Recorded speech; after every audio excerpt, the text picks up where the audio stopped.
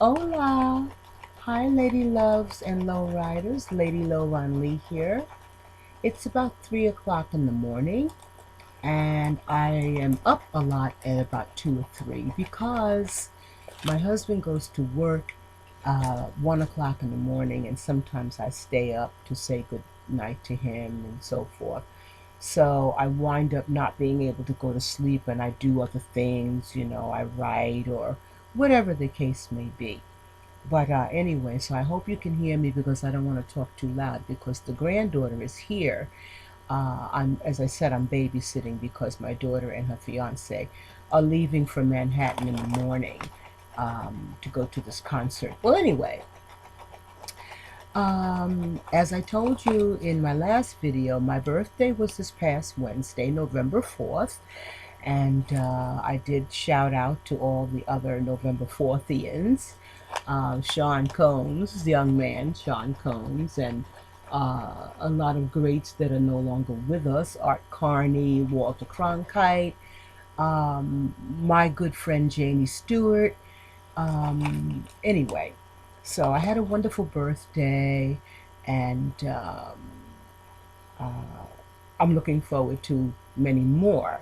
God has blessed me with good health, and I don't foresee any differences in the near future. And just keep me in your prayers so that I can be around for um, the duration of my granddaughter's upbringing and so forth, like that. So, anyway, back to November. That being said, about my birthday, it is also Homelessness Awareness Month. I wasn't aware of that until this morning when I was watching the news. Um, and I thought it was rather amazing because I mentioned my friend Janie Stewart. She is November 4th. I am November 4th. And we both had a very, very important, um, we both had great input in homelessness in our areas.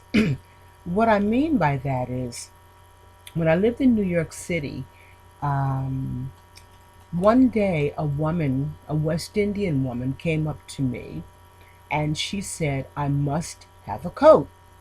Now, back in the early 70s, there was a store in Greenwich Village called the $5 store, and you could actually go there and everything in the store was $5. Coats, shoes, whatever. Now I don't do the used shoes things, but I did like the antique dresses that they sold. And at the time, chiffon long antique dresses were in, especially in the summertime. They were 3/4 sleeves, V-neck, very flowery, chiffon, tight at the waist, A-line at the base. You wore your short hair and little clip-on earrings and maybe a very small necklace and a few bracelets and high heels, 5-inch heels with the red toes and the toes out and the red toenails, that is, and the toes out. Very sexy, great look. And I had quite a few of those wonderful antique dresses, and they were actually made in the 40s, so they were quite beautiful, well made. Well, anyway, so I knew about this store that you could buy a $5 coat in, and so I gave this woman $5 to go down to Greenwich Village and buy a coat, a couple of subway tokens so she could get on the subway and go do so. And something happened to me that day. I started to notice the homeless people a lot more. One reason I noticed them is because growing up on Long Island, you didn't see homeless people. And if there were homeless people out there, I certainly did not know about it. But I believe all cities on earth have homeless people because people who come from small towns where you can't find jobs and things and who are disenfranchised or ostracized for some reason, they go to cities to either blend in, get lost, or try to survive. Um, Anyway, That's why you see homeless people in a lot of the cities, the major cities of the world. Well, anyway, as I said, they stood out to me because I had never seen homeless people except in movies. And I just felt a lot of people thought that they didn't want to give money to the homeless people because they didn't want some person asking them for money who actually had a mattress full of money at home. So that was the stigma with homelessness. People who had a cup or were going around, uh, what are they, panhandling. Um, a lot of people had found out over the years that many panhandlers actually had a lot more money than the people that they were getting money from in the street. And some people were tricking the public and weren't working and were pretending like they were crippled or blind. So it wasn't too popular to help people who were asking for money or who were panhandling, because it made you look ignorant. It didn't make you look like you knew what went on in a city. So they didn't want to look, people didn't want to look uh, naive, and they also didn't want to get ripped off. Me not caring about that, I just started to give the people money. It didn't matter to me. If I had $1, I gave it to them. And I did that for about 5 years. I wasn't even going to do this video because I didn't want, when you do things like that, you're really not supposed to tell anybody about it. But it being Homelessness Awareness Month, I just had to say a little something about it. And I'm not bragging at all. Believe me, I'm not. But I just want to share my experiences in feeding the homeless. Well, anyway, there was a gentleman, and he lived in a wheelchair in the corridor of the PATH train going to New Jersey. And I was living in White Plains, and uh, being that my family was on Long Island, many times I would be in that Grand Central Station path area, changing trains, getting from one destination to another. Anyway, I saw this gentleman who was living in a wheelchair, and I don't remember his name right now, but we did talk. I gave him money. I would always, "How you doing today?" That type of thing. One day he said to me, "My birthday is tomorrow." So I said, "Well, what do you want for your birthday?" And he said, "I need water." And I thought that was a rather weird request for a birthday gift. And I said, "Well, why do you want water?" He said, "Because I can't reach the water fountain in this wheelchair." And I never gave that a second thought. I never thought about not being able to reach the water fountain. When you see people living in wheelchairs, you don't think about, you think about access to places, can they get on transportation, that type of thing. But you never think that they could be thirsty and cannot reach the public water fountains. So, needless to say, I bought him some water and a couple of gallons to put. He had like a bin on the bottom, the back of his wheelchair. Well, anyway, when I went to go and I bought him a little birthday cake, and before I left him, I had given him a little leather wallet that I got from a novelty store, and I put a couple of bills in it for him. And when I got back, he was getting beaten up by some teenagers. They must have watched me give him this wallet, but I grabbed a stick and I chased them and they ran away. Nowadays, I probably would have gotten shot. But back in the early 70s, people didn't just pull out a gun and just shoot somebody like they do now. So anyway, I cleaned him up, and well, later on, he wound up getting pneumonia, and they put him in Bellevue Hospital. And I actually went to go visit this man, um, and the nurse asked me if that was my father, and I was kind of taken aback by it. I was a little bit insulted because I just didn't want anybody to think that I looking the way I did, feeling the way I did, would come from that type of a background where either my father would be homeless or I would allow him to remain homeless. So, no, I told the nurse, this is not my father. I just know him from being in the street, that's all. So, anyway, there was another woman who wouldn't take money from you. She had her pride. She had her shoes had no bottoms. She had laces on top, and actually her socks, you could see her socks touching the floor out underneath her shoes. But she would not take money from your hand. So I used to put, if you know anything about Grand Central Station, there are rounders with loaded with payphones on them. At the time, that's what they were, payphones. Now everybody has cell phones. But I would put money in those payphones, and she would walk behind me and take the money out, and that's how I fed money to this woman. Of course, I had to be very careful when I did that because the suits, and we all know what suits are. That's the gentleman that had the briefcases and so forth. I didn't want the suits going behind me taking the money out because I used to see them doing that too. So I would only put money in the payphone when I saw her coming, or I would kind of cut my eyes at her a little bit, and she would kind of glance back at me, and she knew, okay, you can go put the money in now. And I would do that. So I had different people in the streets that I knew their spirit, they knew mine. I even had people that would come up to me on the subway when they saw me giving money to the homeless. I had a suit. He came up to me one time. He said, "Is it okay if I give them money?" And I said, "Sure, go right ahead." I mean, they asked me if it was all right to give money to the homeless.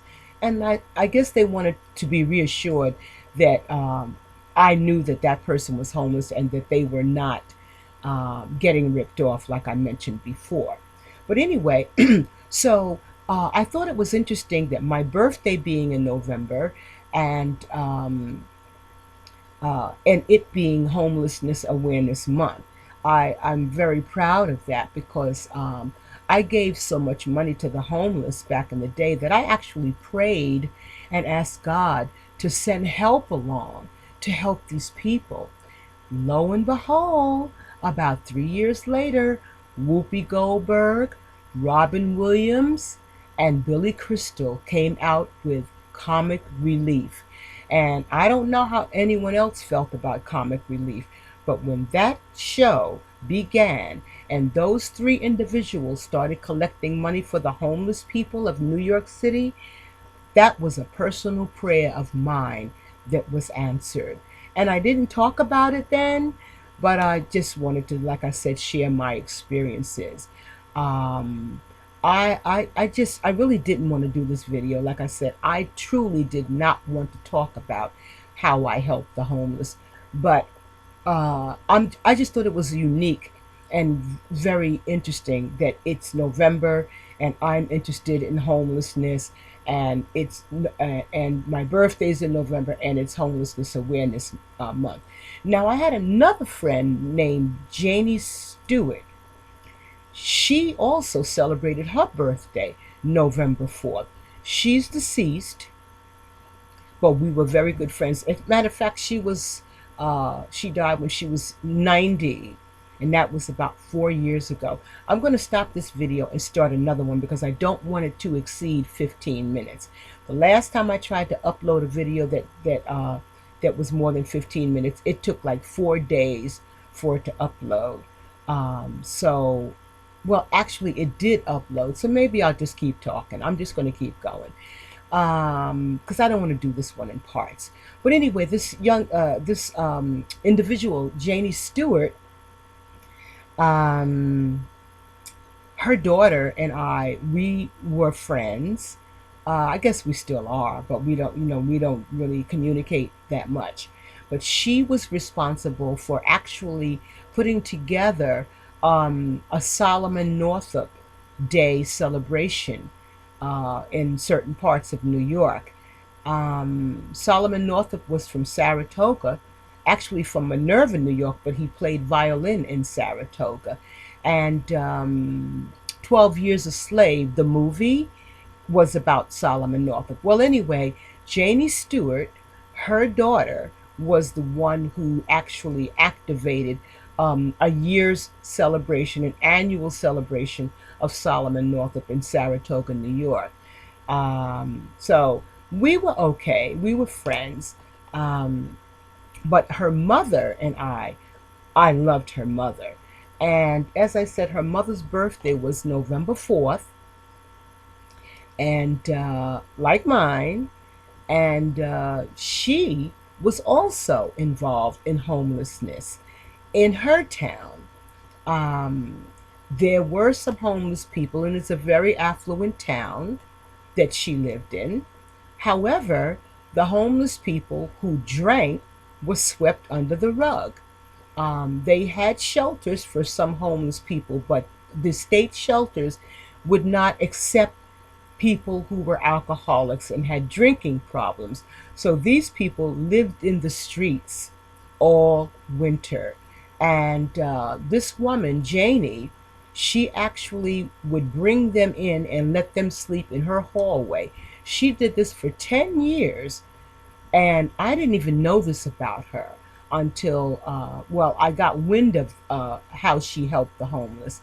And once again, another November person who, for some reason, was drawn into helping the homeless.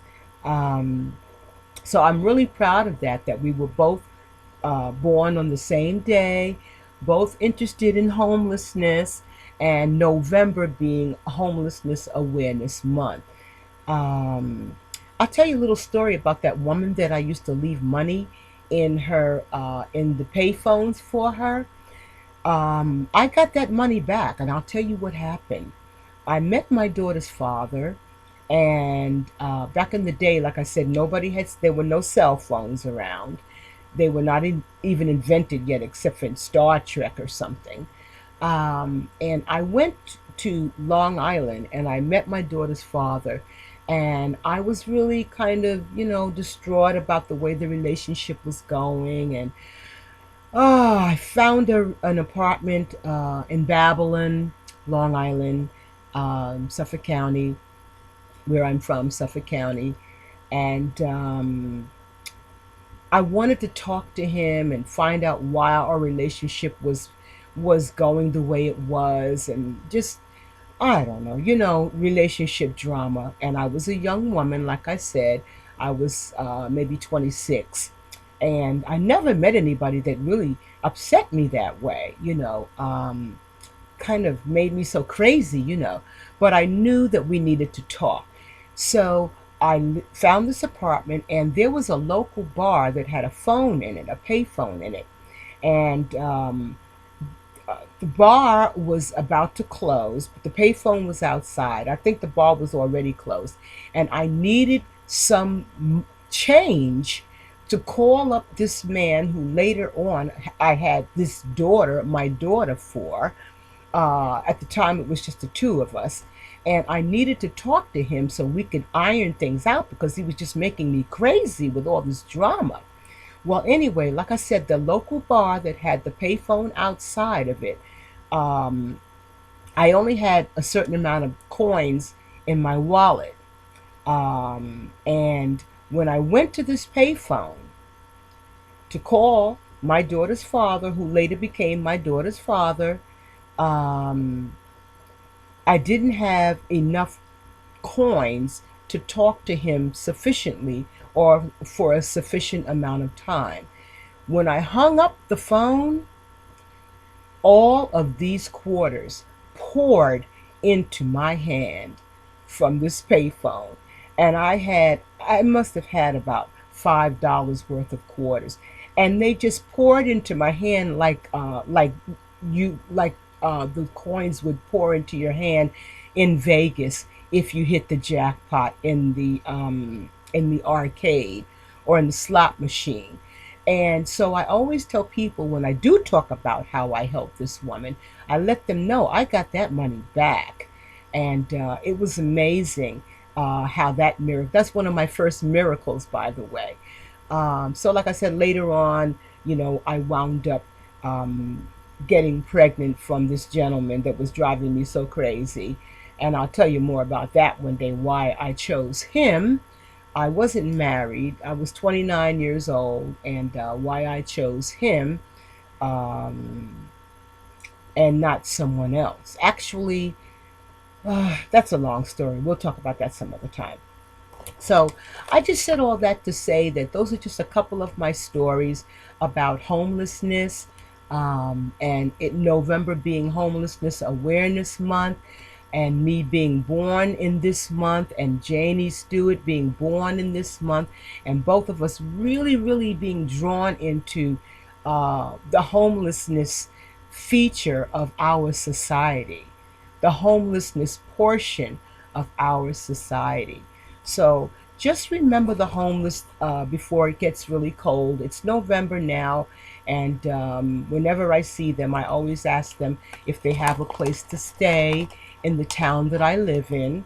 And if the answer is yes, I always feel better. If the answer is no, then I will go to the city officials and see why these people are not being taken care of in this bitter cold winter.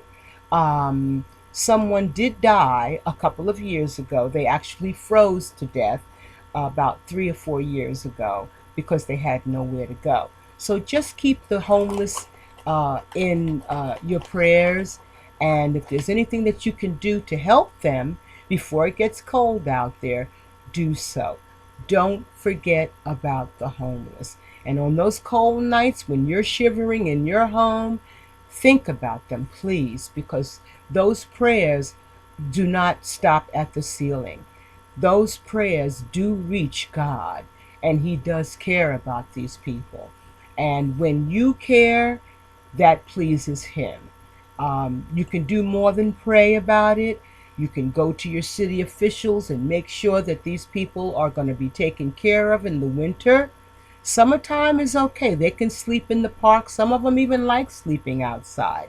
But in the cold weather, that cannot be fun, and it is torturous. So keep them in mind. Again, November is Homelessness Awareness Month, and you heard it here first. So just remember, He lives. I love you. Te quiero mucho. And I'll talk to you soon. I hope this video loads up more. It might take about 3 or 4 days to load up. I know the last one that was more than 15 minutes took about 3 days to load. I don't care as long as it loads, because I want you to know some of the things that I've experienced in my life. And again, I'm not bragging. There's no great thing that I did by helping. That's just human nature. Okay? So take care, be well.